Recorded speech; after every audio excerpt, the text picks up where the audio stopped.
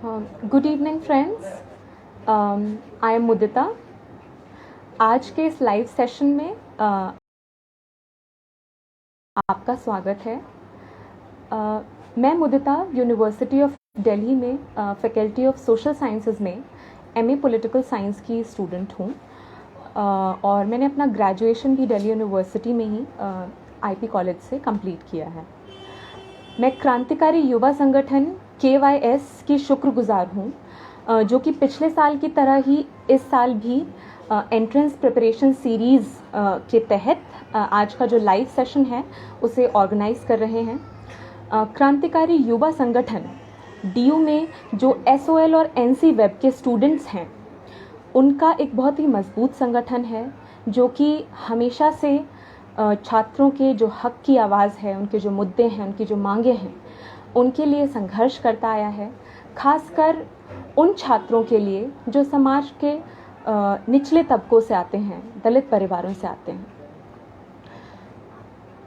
आज के live session में हम बात करेंगे कि MA political science Delhi university की फैकल्टी ऑफ सोशल साइंसेज से अगर आप करना चाहते हैं, यानी कि आप जो ड्यूएट 2021 ड्यूएट यानी कि दिल्ली यूनिवर्सिटी एंट्रेंस टेस्ट जो नेशनल टेस्टिंग एजेंसी कंडक्ट कराती है, उसके लिए अगर आप अपीयर करना चाहते हैं, उसकी तैयारी कर रहे हैं, देन आपकी किस तरह की अप्रोच होनी चाहिए, डूज़ एंड डोंट्स होने चाहिए, किन बुक्स को आपको रेफ़र करना चाहिए, किस तरीके की गाइड बुक्स को फॉलो करना चाहिए, और बेसिकली अब जितना समय बचा है उसमें आपको किस तरह से स्ट्रैटेजाइज करना चाहिए, इन सभी पॉइंट्स पर आज हम आज इन सभी पॉइंट्स को लेकर आज का जो सेशन है वो हम ऑर्गेनाइज कर रहे हैं। इस दौरान अगर आपकी कोई क्वेरी है, कोई डाउट है या फिर आप कुछ पूछना चाहते हैं या फिर उन स्टूडेंट्स के लिए जिन तक ये लाइव सेशन इस टाइम के बाद रिकॉर्डेड फॉर्म में पहुंचेगा, उन्हें उस वक्त अगर कोई डाउट है तो वो कमेंट सेक्शन में अपना डाउट टाइप करके भेज दें। हम जल्द से जल्द बेहतर से बेहतर तरीके से उसे रिजॉल्व करने की पूरी कोशिश करेंगे। तो without any delay let's start with today's session. एक चीज़ मैं क्लैरिफाई करना चाहूँगी, क्योंकि हमारी जो ऑडियंस है वो द्विभाषी है, यानी कि बाइलिंगुअल है। इंग्लिश और हिंदी दोनों ही स्ट्रीम के स्टूडेंट्स इस एंट्रेंस प्रिपरेशन सेशन को अटेंड कर रहे होंगे। तो मेरा जो मीडियम होगा सेशन का वो बाइलिंगुअल होगा। सबसे पहले तो अगर आप ड्यूएट 2021 की प्रिपरेशन कर रहे हैं, तो जो दिल्ली यूनिवर्सिटी का बुलेटिन निकलता है हर साल एडमिशन के टाइम पर, वो आपको यूनिवर्सिटी वेबसाइट से सबसे पहले डाउनलोड करके आपको एक बार पढ़ना चाहिए। इस साल जो दिल्ली यूनिवर्सिटी में PG के एडमिशन्स के लिए रजिस्ट्रेशन की जो प्रक्रिया शुरू हुई थी वो 26 जुलाई से शुरू हुई थी। और मैं आपको याद दिला दूं कि PG रजिस्ट्रेशन के लिए आज लास्ट डेट है।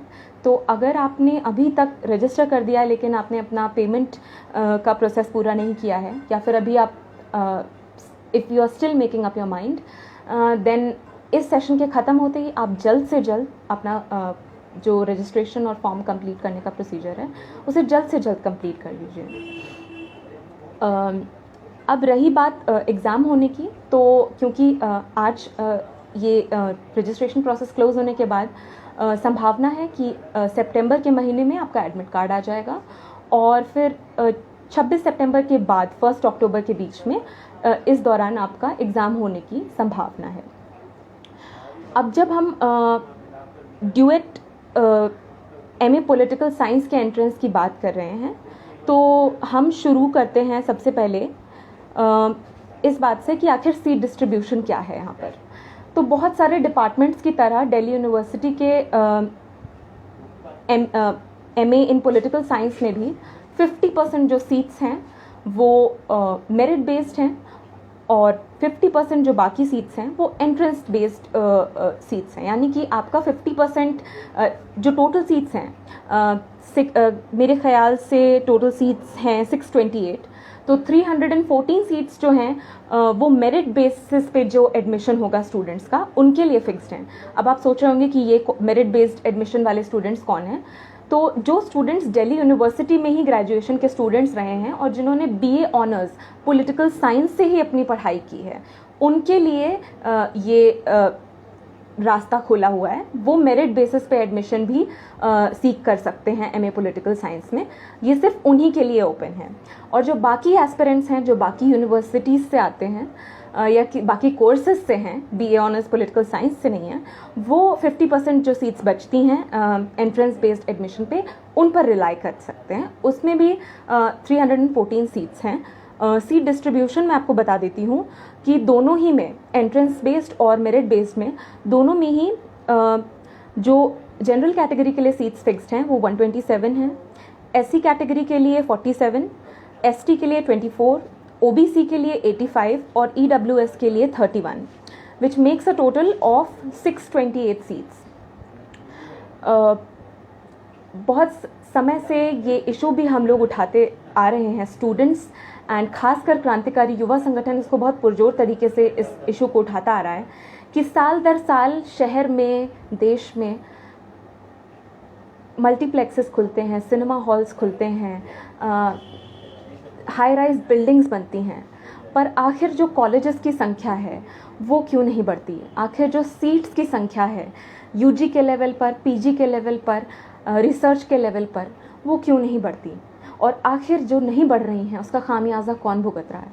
साफ सी बात है कि जो गवर्नमेंट स्कूल से स्टूडेंट्स आ रहे हैं या जो डिसएडवांटेज बैकग्राउंड से आ रहे हैं, उन्हें इन सीट्स के कम होने का खामियाजा भुगतना पड़ता है। फ़िलहाल ये एक दूसरा मुद्दा है और साथ ही साथ जब हम पढ़ाई कर रहे हैं तो इसके लिए भी हमें एक समझ अपनी विकसित करना बहुत ज़रूरी है। अब हम बात करें ड्यूएट की, तो जो ड्यूएट एग्ज़ाम है, Delhi university entrance test exam entrance, ये सीबीटी मोड में कंडक्ट कराया जाता है और 2019 से इसे नेशनल टेस्टिंग एजेंसी कंडक्ट करा रही है। सीबीटी मोड मतलब कि कंप्यूटर बेस्ड टेस्ट होता है ये।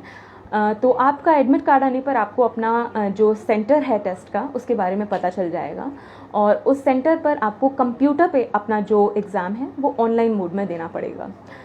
जो एग्ज़ाम है वो ऑब्जेक्टिव एग्ज़ाम है, यानी कि मल्टीपल चॉइस क्वेश्चंस रहेंगे आपके एमसीक्यू, जिसमें कि 4 ऑप्शंस होंगे। 100 क्वेश्चंस होंगे एमए इन पॉलिटिकल साइंस के एंट्रेंस पेपर में। 100 क्वेश्चंस में सभी क्वेश्चंस 4 मार्क्स के होंगे, विच मीन्स कि टोटल मार्क्स 400 हैं। अब बात करते हैं इसमें नेगेटिव मार्किंग की, तो हर गलत आंसर के लिए -1 एक नेगेटिव मार्क मिलेगा आपको और हर सही आंसर के लिए 4 मार्क्स मिलेंगे। तो नेगेटिव मार्किंग का ध्यान रखना बहुत ज़रूरी है जब आप तैयारी कर रहे हैं अपने एग्ज़ाम की, क्योंकि कई बार कुछ क्वेश्चंस ऐसे हैं जिसमें हमें कैलकुलेटेड गेस के तौर पर कुछ ऑप्शंस को एलिमिनेट करते हुए सही आंसर का चुनाव करना पड़ता है। तो उसमें नेगेटिव मार्किंग को ध्यान में रखना बहुत ज़रूरी है, क्योंकि हम देख ही रहे हैं कि साल दर साल मेरिट बेस्ड एडमिशन में भी और एंट्रेंस बेस्ड एडमिशन में भी जो कट ऑफ है वो धीरे धीरे बढ़ ही रहा है। पर सही तैयारी, सही अप्रोच के साथ आप जो है बहुत ज़्यादा मुश्किल के साथ नहीं, एक टाइम टेबल बनाकर, रूटीन बनाकर आप तैयारी करेंगे तो जितना समय अभी बचा है उसमें आप आराम से दिल्ली यूनिवर्सिटी का जो एमए का पॉलिटिकल साइंस का एंट्रेंस है उसे आप क्रैक कर सकते हैं।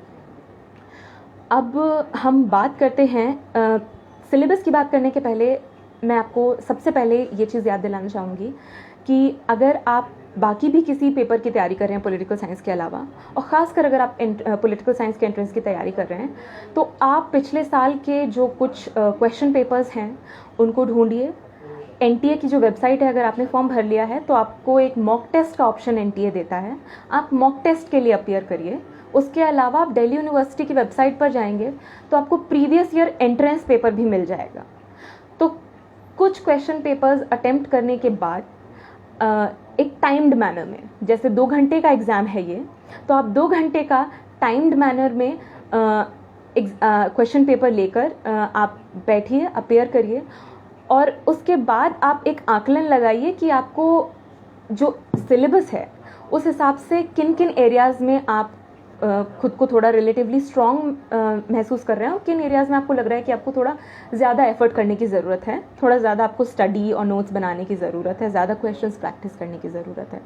तो ये आप एक शुरुआती तौर पर ज़रूर से कर लीजिए। इससे आपको एक अंदाज़ा लग जाएगा कि किन एरियाज़ में इस पेपर के आपको थोड़ी और ज़्यादा एक्स्ट्रा माइल हार्डवर्क करने की ज़रूरत है। तो DU पॉलिटिकल साइंस एंट्रेंस का जो सिलेबस है वो दिल्ली यूनिवर्सिटी में BA honours in political science का जो ओवरऑल सिलेबस है उसी को केटर करता है। तो क्योंकि मैंने अपना ग्रेजुएशन भी पॉलिटिकल साइंस में BA honours political science Delhi university से ही किया है, तो मैं आपको बता दूं कि जो 3 साल का ग्रेजुएशन होता है उसमें 6 सेमेस्टर्स के थ्रू उसमें करीब 14 कोर पेपर्स होते हैं। अब उन कोर पेपर्स की बात हम एक एक पेपर को अगर हम ब्रॉडली देख लें तो हम उन्हें 6 कैटेगरीज में डिवाइड करके देख सकते हैं।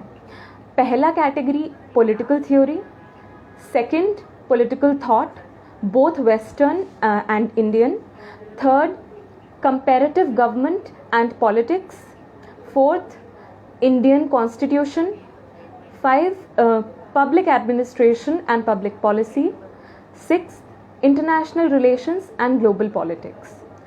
अब मैं पेपर वाइज आपको कौन सी बुक रेफ़र करनी चाहिए ये बता देती हूँ, जिसके बाद हम आपकी क्या अप्रोच होनी चाहिए गाइड बुक्स के बारे में और आपके रूटीन और टाइम टेबल वाइज उस पर हम आते हैं। तो सबसे पहले मैं बात करना चाहूँगी पॉलिटिकल थ्योरी की। तो पॉलिटिकल थ्योरी में राजीव भार्गव और अशोक आचार्य की जो बुक है पॉलिटिकल थ्योरी एंड इंट्रोडक्शन, उसको आप फर्स्ट हैंड रेफ़र करें। मैं रिपीट कर देती हूँ जिन भी बुक्स का मैं नाम लेने वाली हूँ ताकि आप ध्यान से लिख लीजिए। मैं जिस भी सब्जेक्ट में बुक्स बताऊंगी वो एक हायरार्की में आपको बताऊंगी कि फर्स्ट प्रेफरेंस के तौर पर आपका क्या होना चाहिए, उसके बाद आप एडिशनल किस बुक को, किस पेपर को, किस नोट्स को रेफ़र कर सकते हैं। तो पॉलिटिकल थ्योरी में जो 2 पेपर्स होते हैं ग्रेजुएशन में, अंडरस्टैंडिंग पॉलिटिकल थ्योरी और पॉलिटिकल थ्योरी, दोनों के लिए ही मैं बता रही हूँ। आप राजीव भार्गव एंड अशोक आचार्य की बुक है पॉलिटिकल थ्योरी एंड इंट्रोडक्शन, उससे आप रेफ़र कर सकते हैं। एंड एडिशनली आप रेफ़र कर सकते हैं एंड्रयू हेवुड की बुक है पॉलिटिकल थ्योरी एंड इंट्रोडक्शन। कई सारे स्टूडेंट्स ग्रेजुएशन के लेवल पे OP गौबा की भी बुक को रेफ़र करते हैं, ये आपकी चॉइस है, पर फर्स्ट 2 लेवल्स पे मैं यही 2 बुक्स रेकमेंड करूँगी। इसके अलावा अगर बहुत सारे लोग इन स्कॉलर्स की वर्डिंग से अगर अपने ग्रेजुएशन के तौर लेवल पर फेमिलियर नहीं रहे हैं, तो अगर उन्हें थोड़ी मुश्किल आ रही है इन बुक्स को फॉलो करने में, तो मैं ये सुझाव देना चाहूँगी कि इग्नू में जो ज्ञान कोश का स्टडी मटेरियल है BA ऑनर्स पॉलिटिकल साइंस का, वो भी हाईली हेल्पफुल है, especially for entrance aspirants who are preparing for MA entrance and also those who are aspiring for other competitive exams. So आप उसे भी रेफ़र कर सकते हैं पॉलिटिकल थ्योरी के लिए। फिर हम बात करते हैं जो हमने सेकेंड एस्पेक्ट की बात की थी, comparative government and politics, not comparative government and politics, sorry, Indian constitution पे हम आ जाते हैं। उसके 2 पेपर्स होते हैं ग्रेजुएशन में। फर्स्ट सेमेस्टर में आपका होता है constitutional governance and democracy in India. तो उसमें बुक्स की बात मैं करूँ, फर्स्ट आप ग्रैनविल ऑस्टिन की जो बुक है the Indian constitution cornerstone of a nation, फिर से मैं रिपीट कर देती हूँ, ग्रैनविल ऑस्टिन, G ऑस्टिन भी आप टाइप कर सकते हैं, कि बुक है the Indian constitution cornerstone of a nation. इसे आप रेफ़र कर सकते हैं, ये बहुत ईजिली अवेलेबल है। अगर आप इसे इंटरनेट पर ढूंढेंगे गूगल पर, आपको आसानी से इसका PDF भी मिल सकता है।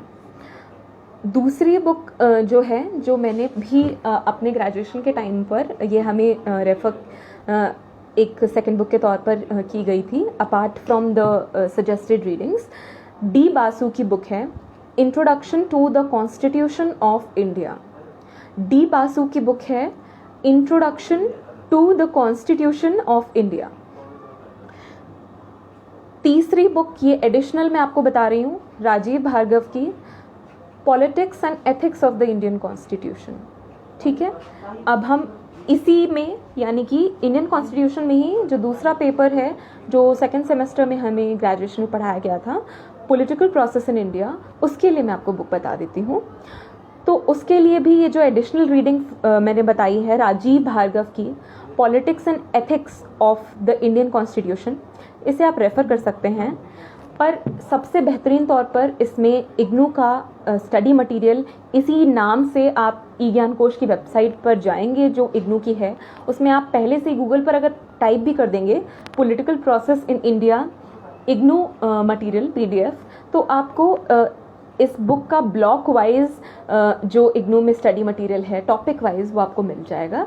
वो बहुत ही स्टूडेंट फ्रेंडली है, समझने में बहुत उसमें आपको कठिनाई नहीं होगी।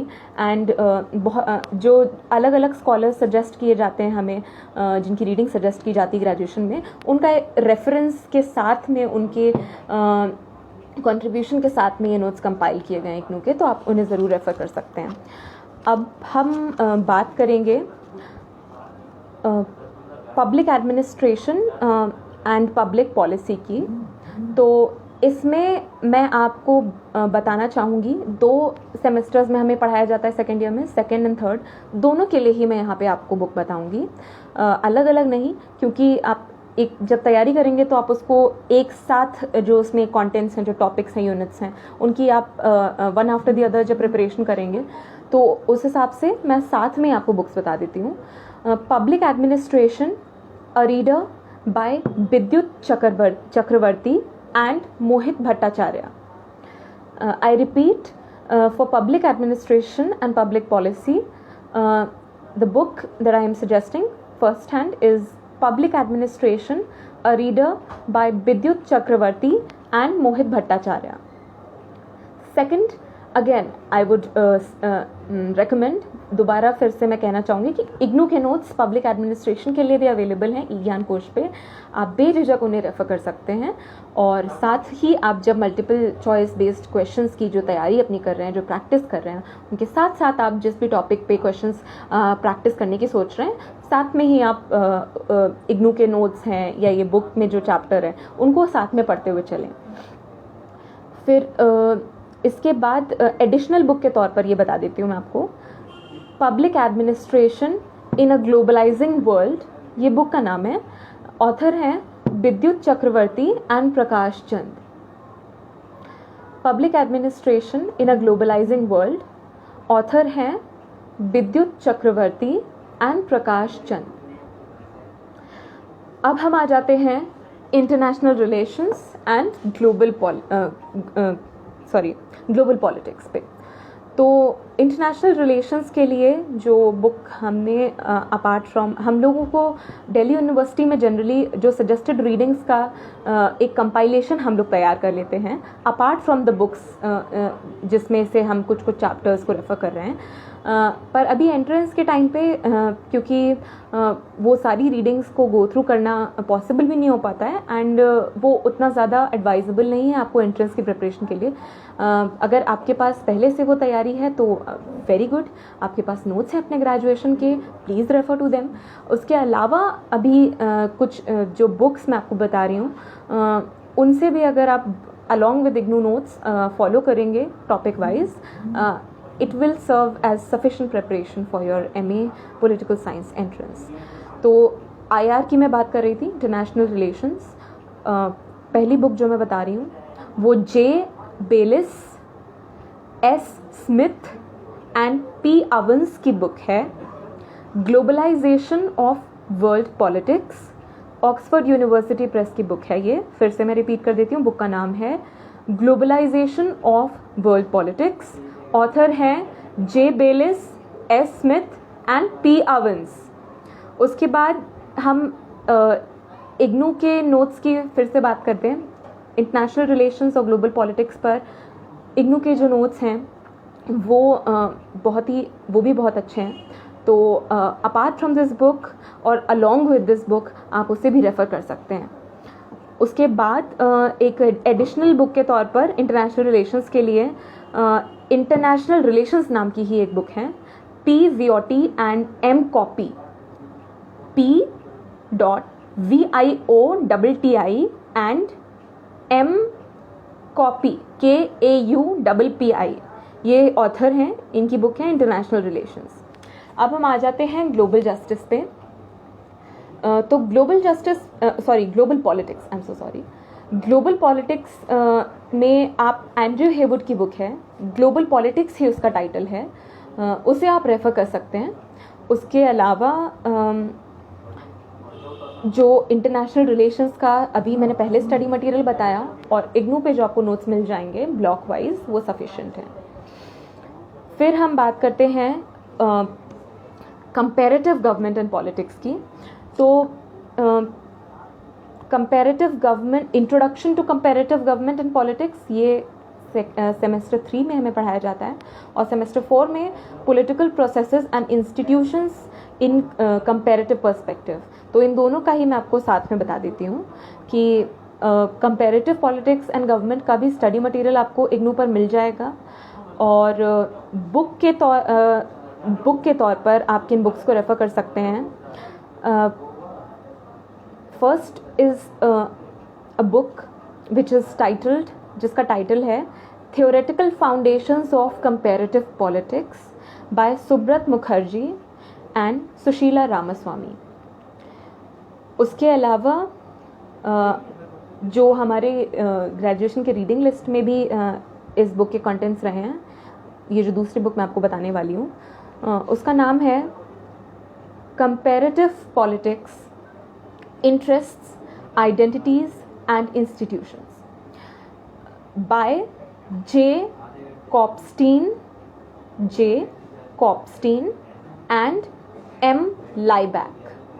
By J कॉप्स्टीन KOPSTEIN and M लाइबैक LICHBACH। तो ये ऑथर हैं। और एक बार दोबारा बुक का नाम मैं रिपीट कर देती हूँ, comparative politics, interests, identities and institutions in a changing global order. इसके अलावा भी अब अगर आपको ये दो बुक्स नहीं अवेलेबल हो पा रही हैं तो एडिशनल तौर पर foundations of comparative politics, democracies of the modern world नाम की बुक है, के न्यूटन एंड जे डेथ, ये ऑथर्स हैं। ठीक है, इसके बाद हम आ जाते हैं इंडियन पॉलिटिकल थॉट पर। जो थर्ड ईयर होता है हमारा बी ऑनर्स पॉलिटिकल साइंस का ग्रेजुएशन में, उसमें 5th और 6th सेमेस्टर में हम इंडियन पॉलिटिकल थॉट को 2 पार्ट्स में पढ़ते हैं। तो जो फर्स्ट पार्ट है और सेकंड पार्ट है, दोनों का मैं आपको साथ में ही रीडिंग्स बता देती हूँ। बुक्स वी मेहता की बुक है foundations of Indian political thought. First preference के तौर पर वी मेहता की बुक है foundations of Indian political thought. Second, again IGNOU के नोट्स इंडियन पॉलिटिकल थॉट पर काफ़ी अच्छे हैं। मैं ये नहीं कहूँगी कि वो पूरी तरह से सेल्फ सफिशिएंट आप मान कर चलिए, पर अगर आप गाइड जो भी आप MCQ क्वेश्चंस प्रैक्टिस कर रहे हैं उसके साथ साथ अगर चैप्टर वाइज आप रेफ़र कर लेते हैं इग्नू के चैप्टर्स को भी, तो एक पहले लेवल पर आपकी तैयारी हो जाएगी। और वी मेहता की बुक जो मैंने आपको बताई है foundations of Indian political thought, इसे ज़रूर रेफ़र करें। फिर दूसरी बुक जो मैं आपको बता रही हूँ, ये इजीली अवेलेबल है इंटरनेट पे, मॉडर्न इंडियन पॉलिटिकल थॉट। ये इंडियन पॉलिटिकल थॉट का जो सेकंड पार्ट है, खासकर उसके लिए है। Modern Indian political thought book का नाम है। ऑथर्स हैं विद्युत चक्रवर्ती एंड R.K. पांडे। विद्युत चक्रवर्ती एंड R.K. पांडे। उसके अलावा एक एडिशनल बुक के तौर पर, बुक का नाम मैं बताती हूँ आपको, political thought in modern India by Thomas Pantham and K.L. Deutsch. फिर हम आ जाते हैं classical plus modern political philosophy. ये पॉलिटिकल थॉट का हिस्सा है।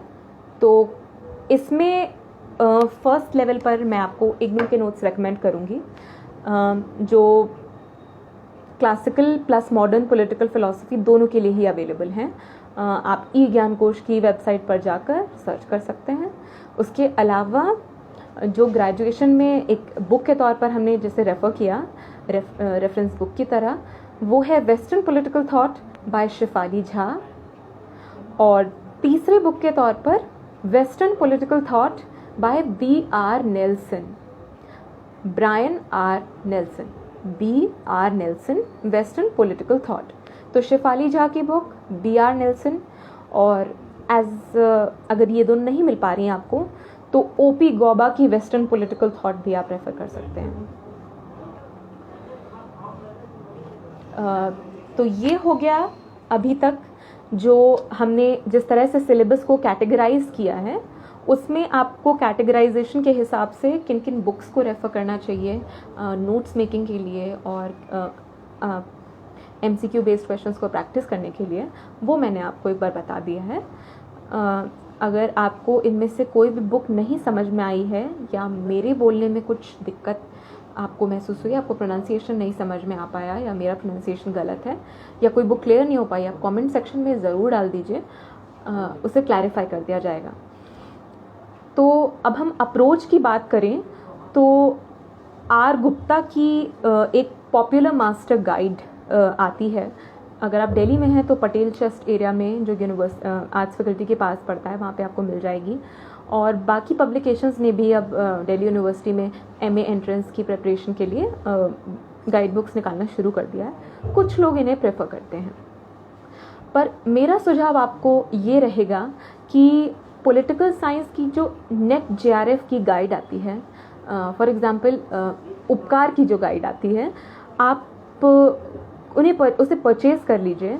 और ये जो बुक्स मैंने आपको बताई हैं इग्नू के स्टडी मटेरियल के बारे में जो मैंने रेकमेंड किया है, उसके साथ में अगर आप साथ साथ पढ़ते हुए गाइड बुक्स में से जो मल्टीपल चॉइस बेस्ड क्वेश्चंस हैं उन्हें आप प्रैक्टिस करेंगे तो आप यकीन मानिए कि जितना समय आपका अभी बचा है उतने समय में आप रूटीनली अगर ये दोनों चीज़ें करते हैं, इन बुक्स को जो मैंने बताया और इग्नू का स्टडी मटेरियल बताया उसको, और साथ में जो आपको गाइड बुक्स में मल्टीपल चॉइस क्वेश्चंस का प्रैक्टिस करने का ऑप्शन मिलता है वो, और अगर तीसरी चीज़ की आप previous year question papers arrange कर लीजिए। ये आप बचे हुए समय में रोज़ अगर रूटीनली अपना टाइम टेबल बनाकर ये करने लग जाएं तो आई थिंक 1 मंथ और कुछ दिन बचे हैं, it is sufficient time for you to be able to prepare well for cracking DU MA entrance of MA in political science. और अब हम ये एक बहुत ज़रूरी चीज़ जिसका मैंने पहले भी जिक्र किया कि जब आप मल्टीपल चॉइस क्वेश्चंस की प्रैक्टिस कर रहे हैं, खासकर प्रीवियस ईयर क्वेश्चन पेपर्स की प्रैक्टिस कर रहे हैं, तो आप टाइमर के साथ उसकी ज़रूर प्रैक्टिस कीजिए। NTA की वेबसाइट के बारे में मैंने आपको बताया, उस पर मॉक टेस्ट पेपर्स हैं, तो मॉक टेस्ट ज़रूर दीजिए क्योंकि CBT मोड में एग्ज़ाम होता है। कई लोग ऑनलाइन मोड में पहली बार वो एग्ज़ाम दे रहे होते हैं, मतलब अभी तो हम ऑनलाइन मोड में ओपन बुक एग्ज़ाम्स घर से देने के लिए कुछ हद तक ही अभ्यस्त हुए, लेकिन वो कंप्यूटर बेस्ड टेस्ट एक अलग चीज़ है, तो उसके लिए आप पहले से फेमिलियर हो जाएंगे तो आपको बहुत ही आपको एक लेवल पर आसानी रहेगी। दूसरी बात, दिल्ली यूनिवर्सिटी के बुलेटिन की जो मैंने बात की थी आपको 2021 का, उसे जब आप डाउनलोड करेंगे तो उसके एंड में आपको एक गाइड दिया रहेगा, मैनुअल दिया रहेगा किस तरह से आपको जब CBT मोड में आप एग्ज़ाम दे रहे हैं टेस्ट सेंटर पे तो क्या इंस्ट्रक्शंस रहेंगे, वो आप पहले से उससे फेमिलियराइज हो जाएंगे तो आपको टेस्ट सेंटर पे किसी तरह की भी जो कन्फ्यूजन होती है कई बार, जिससे हमें डिले होता है अपना पेपर अटेम्प्ट करने में, आंसर्स के बारे में सोच पाने में, तो वो डिले आप अवॉइड कर पाएंगे अगर आप पहले से ही उस बुलेटिन को अच्छे से पढ़ लें। दूसरी बात कि अगर आप आज अभी फॉर्म भरने की प्रोसीजर कंप्लीट करने वाले हैं या फिर आप कर चुके हैं, तो मैं एडवाइस करूँगी कि अगर आप कैटेगरीज किसी जनरल के अलावा किसी कैटेगरी से अप्लाई कर रहे हैं तो आपका जो कास्ट सर्टिफिकेट है उसको आप कैटेगरी सर्टिफिकेट है उसे इस तरह से ज़रूर अपडेट करा के रख लें कि वो 31 मार्च, इस साल का जो 31 मार्च है उसके बाद की इशूइंग डेट होनी चाहिए उसकी, तभी दिल्ली यूनिवर्सिटी उसको एडमिशन के टाइम पर अप्रूव करता है। तो ये सब ये छोटी छोटी चीज़ें हैं जो आपका एडमिशन के टाइम पर हैसल्स को अवॉइड करने के लिए बहुत इंपॉर्टेंट हैं। तो जैसे कि मैंने आपको बताया कि मेरे हिसाब से अगर आप नेट की जो गाइड है, देखिए नेट की गाइड मैं आपको क्यों रेकमेंड कर रही हूँ, क्योंकि नेट JRF के जो क्वेश्चंस हैं जिस लेवल पर वो आते हैं आजकल DU, जामिया, JNU सभी ने जो अपना एंट्रेंस का डिफ़िकल्टी लेवल है उसको नेट JRF के तर्ज पर कुछ हद तक डिफ़िकल्ट बनाने की कोशिश पिछले सालों में की है।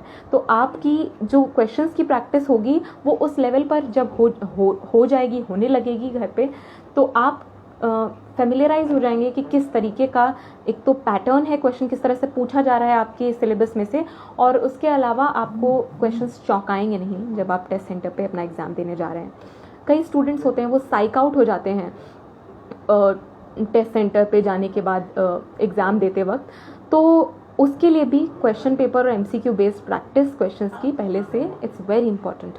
तो please don't miss out on that.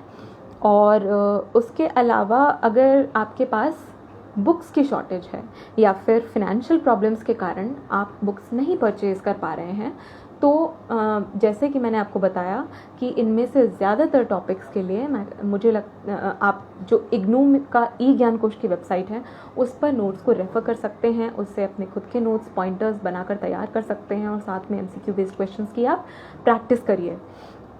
उसके अलावा उनसे बहुत मदद मिल सकती है आपको।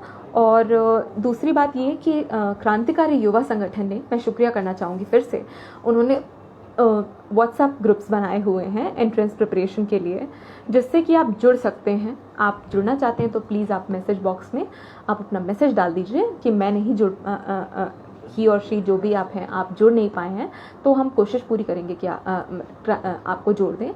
और उससे आपको बहुत मदद मिलेगी। मुझे भी अपने एंट्रेंस के टाइम पे बहुत सारा मटेरियल KYS ने प्रोवाइड कराया था। मतलब चाहे वो इग्नू का मटेरियल हो, कई बार स्टूडेंट्स नहीं एक्सेस कर पाते हैं, कई बार अवेलेबल नहीं होता है वेबसाइट पर कभी कभी, और ख़ासकर जो बुक्स मैंने बताई उनके PDFs मुझे प्रोवाइड कराने में क्रांतिकारी युवा संगठन ने मेरी तैयारी के समय पर मेरी बहुत मदद की। एडमिशन के प्रक्रिया में both at the level of graduation and at the level of admission in masters. So उसके लिए आप वो ग्रुप्स ज्वाइन कर लेंगे तो आप अपनी queries day to day level पर या फिर आप जो बुक्स नहीं एक्सेस कर पा रहे हैं वो आपके इश्यूज़ रिजॉल्व हो जाएंगे। अब जैसे मैंने आपको बताया कि अब रूटीन की बात कर लेते हैं, टाइम टेबल की अगर हम बात करते हैं तो जो चीज़ फैक्ट बेस्ड लर्निंग है जो कि एक बड़ा हिस्सा है सिलेबस में से, उसके लिए मैं आपको रेकमेंड करूँगी कि जो मॉर्निंग में अर्ली आवर्स हैं उसमें आप 2 से 3 घंटे निकाल के रोज़ अगर उसको फैक्ट बेस्ड लर्निंग के लिए अलॉट कर रहे हैं, एलोकेट कर रहे हैं, तो वो it is going to have a huge impact on your performance. उससे आपका जो एंट्रेंस में आपका परफॉर्मेंस होगा, कॉन्फिडेंस लेवल होगा, आप क्वेश्चंस आंसर करने में बहुत असर पड़ेगा। क्योंकि जो चीज़ें जनरली बहुत सारे लोग एक्सपीरियंस करते हैं कि सुबह मॉर्निंग अर्ली आवर्स में आप जो चीज़ें याद कर रहे हैं, खासकर फैक्ट बेस्ड जो लर्निंग है, रोट लर्निंग है जिसे एक तरह से हम कह सकते हैं, वो आपका रिटेंशन पावर ज़्यादा समय तक आपका बना रहेगा। सो वो चीज़ एक आपकी ज़रूरी है। दिन में आप टाइम टेबल बना लीजिए कि किस तरीके से आपको जो अलग अलग सब्जेक्ट्स हैं उनका एक डेडलाइन आप बनाकर चलिए। इतने दिन में हमें इसका सिलेबस एक बार हमें, अगर आप पहले से पढ़ चुके हैं, आपके पास नोट्स हैं, तो आपको रिवाइज़ कर लेना है, या फिर आप अभी शुरू कर रहे हैं एक लेवल पे तैयारी, तो हमें किस किस तरह से तैयारी करनी है कि हमारे पास कुछ समय एग्ज़ाम के पहले रिविज़न के लिए भी बच जाए और प्रैक्टिस के लिए क्वेश्चन पेपर्स की प्रैक्टिस के लिए भी हमारे पास एम्पल टाइम रेगुलर बेसिस पे हम एलोकेट कर सकें। तो ये बहुत ज़रूरी है। और अपने एक्सपीरियंस से another suggestion that I would like to give is that अगर आप सोशल मीडिया इस्तेमाल कर रहे हैं, इंस्टाग्राम इस्तेमाल करते हैं, टिकटॉक इस्तेमाल करते हैं, स्नैपचैट पे हैं, तो इन सभी सोशल मीडिया प्लेटफॉर्म्स को इस अपने तैयारी के दौरान दूरी बनाकर इनसे रहेंगे तो आपका ज़्यादा डिसिप्लिन्ड फोकस्ड मैनर में जो पढ़ाई हो पाएगी उसका आपका जो रिटेंशन है वो रिफ्लेक्ट होगा आपके एंट्रेंस प्रिपरेशन की परफॉर्मेंस और रिजल्ट में। तो ये बहुत इम्पॉर्टेंट है कि आप बिना डिस्ट्रैक्शन के सिंगल माइंडेडली आप एकाग्रता से ध्यानमग्न होकर जो बचा हुआ समय है उसमें पूरी तरह से आप तैयारी अपनी करें, क्योंकि बहुत मुश्किल नहीं है। ऐसा नहीं है कि जो लोग साल या 6 महीने से तैयारी कर रहे होते हैं उन्हीं का एंट्रेंस क्लियर हो पाता है, या फिर जो दिल्ली यूनिवर्सिटी से पढ़े हैं, बी ऑनर्स पॉलिटिकल साइंस यहाँ से किया है, उन्हीं को ज़्यादा आसानी होती है। ऐसा कुछ भी नहीं है। जो बचा हुआ समय है उसमें आप अगर जिस तरह से मैंने बताया आपको, आप टाइम टेबल बनाकर, रूटीन बनाकर रोज़ इस तरीके से अगर आप पढ़ाई करेंगे, इन बुक्स को रेफ़र कर लेंगे, खासकर एसेंशियली जो मैंने हर सब्जेक्ट में फर्स्ट और सेकंड बुक बताई और जो इग्नू का स्टडी मटेरियल बताया उसे रेफ़र कर लेंगे, और साथ में MCQ बेस्ड क्वेश्चंस मैं फिर से रिपीट कर रही हूँ, अगर आप प्रैक्टिस करते हुए चलेंगे तो it's going to be sure short preparation for your MA entrance of political science from Delhi university.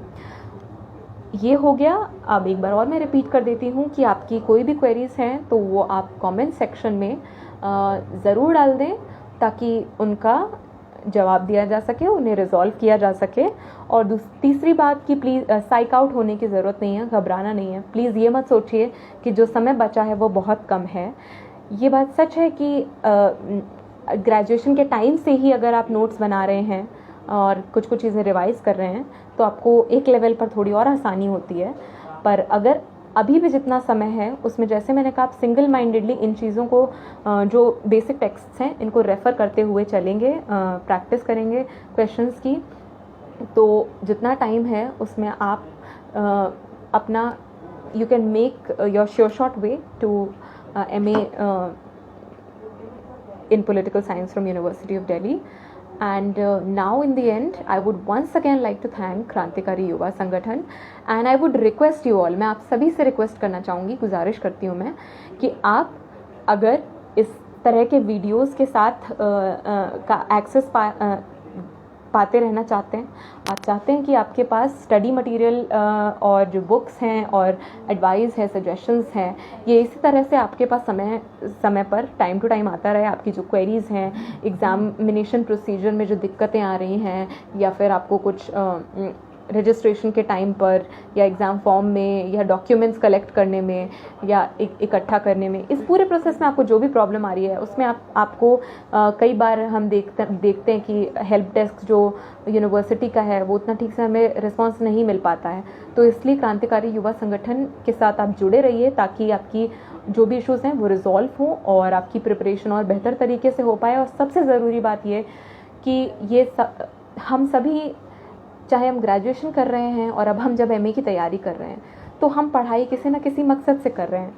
तो एक मकसद बहुत ज़रूरी है कि हम जब पढ़ाई कर रहे हैं तो हम अपने आस पड़ोस की जो शिक्षा व्यवस्था है उसके प्रति एक समझ विकसित करने की कोशिश करें। समझ इस तौर पर कि आखिर कौन से समुदाय हैं, कौन से ऐसे समाज के हिस्से हैं जो क्वालिटी एजुकेशन के दायरे से, पब्लिक फंडेड एजुकेशन के दायरे से रह जा रहे हैं। तो यही मेरी उम्मीद आपको विशेस हैं, यही मैं कामना करती हूँ सभी से कि आप बहुत मेहनत करें और आपकी जो मेहनत है वो आगे जाकर MA एंट्रेंस में जब आपका दाखिला हो जाता है तो वो मेहनत केवल आप की एक अपने करियर ओरिएंटेड मेहनत के तौर पर नहीं, बल्कि आपके जैसे और बहुत सारे जो लोग हैं जो हायर एजुकेशन का सपना देखते हैं पर कई बार पहुंच नहीं पाते, उनको भी इनेबल कर सके कि वो हायर एजुकेशन में पहुँचें, और हम यूनिवर्सिटीज़ को, एजुकेशन सिस्टम को इस लेवल पर अपनी बात मनवाने पर हम स्ट्रगल कर सकें, इस लेवल पर ला सकें कि जो ये सीट डिस्ट्रीब्यूशन है, जो सीट्स का क्रंच है, उस सिस्टम को हम बदल सकें धीरे धीरे। कि ऐसा ना हो कि एक बड़ा हिस्सा ऐसा है जो फिनेंशियल क्राइसिस के कारण MA दिल्ली यूनिवर्सिटी से ना कर पाए, या फिर जहाँ पर भी वो हैं वहाँ पर उन्हें क्वालिटी एजुकेशन ना मिल पाए MA के लेवल पर, ग्रेजुएशन के लेवल पर या रिसर्च के लेवल पर। तो यही मेरी आप सब को विशेस हैं, कामना है कि आप बहुत मेहनत करें। आगे आपको जो भी इश्यूज़ हैं, क्वेरीज़ हैं, आप क्रांतिकारी युवा संगठन का जो पेज है उसे लाइक करें, फॉलो करें, और इसके अलावा इस वीडियो को भी वाइडली सर्कुलेट करें ताकि ज़्यादा से ज़्यादा लोगों तक हमारी ये जो मुहिम है एंट्रेंस प्रिपरेशन सीरीज़ जो क्रांतिकारी युवा संगठन हर साल चलाता है, बहुत सारे स्टूडेंट्स इसके बेनिफिशियरी होते हैं, मैं खुद भी एक बेनिफिशियरी हूँ, इसलिए I personally feel it's a responsibility कि बाकी स्टूडेंट्स तक ये पहुँचे। आप सर्कुलेट करिए, फॉलो करिए, लाइक करिए, और जो इश्यूज़ हैं, क्वेरीज़ हैं, उन्हें कमेंट्स में डालिए। जल्द से जल्द उन्हें रिजॉल्व करने की कोशिश की जाएगी। Thank you very much for attending the session.